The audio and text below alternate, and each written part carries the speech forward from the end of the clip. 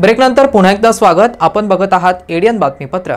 फक्त डॉक्टरांच्या दांडिया म्हणून ओळख असलेल्या शहरातील फिनिक्स रास दांडियामध्ये तृतीयपंथीयांच्या हस्ते दुर्गा मातेची पूजा करून समाजात आगळावेगळा संदेश देत दांडिया महोत्सवाला सुरुवात करण्यात आली आहे। तृतीय पंथांना देण्यात आलेल्या या सन्मानामुळे ते देखील भारावून गेलेत। शारदीय नवरात्रीच्या या दिवशी माँ दुर्गेची 9वी शक्ती म्हणजेच सिद्धिदात्री देवीची संपूर्ण विधीपूर्वक पूजा केली जाते। माँ दुर्गेच्या परिपूर्ण आणि मोक्ष स्वरूपाला माँ सिद्धिदात्री म्हणतात। त्यांची उपासना केल्याने सर्व कार्ये सिद्धीत जातात आणि मोक्ष प्राप्त होतो।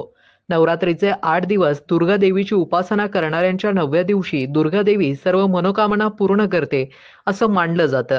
देव, दानव, ऋषी, यक्ष, तृतीयपंथी, साधक आणि ग्रहस्थ राहणारे भक्त माँ सिद्धिदात्रीची पूजा करतात। त्यांची उपासना केल्याने सामर्थ्य, कीर्ती आणि संपत्ती मिळते अशी आख्यायिका आहे।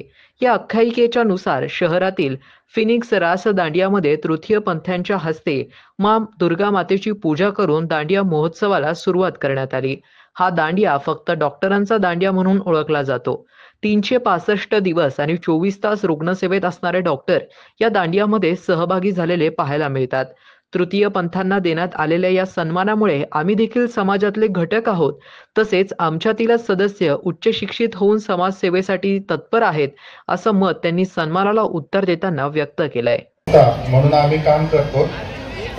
आज शिंदे मॅडम आणि राकेश यांनी आम्हाला आधी तर इन्व्हाइट केलं, त्याबद्दल त्यांचं खूप लवकर इन्व्हाइट करत नाही, पण आम्ही पण समाजाचा घटक आहोत।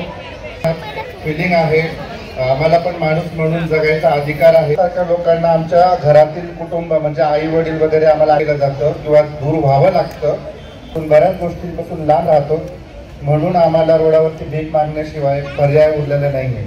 पण तरी पण आम्ही प्रयत्न करतोय। आज आम्ही भरपूर दुसऱ्या वर्षाला आहे, त्याच्यानंतर श्रीदेवीमधून आहे, तर खूप धन्यवाद।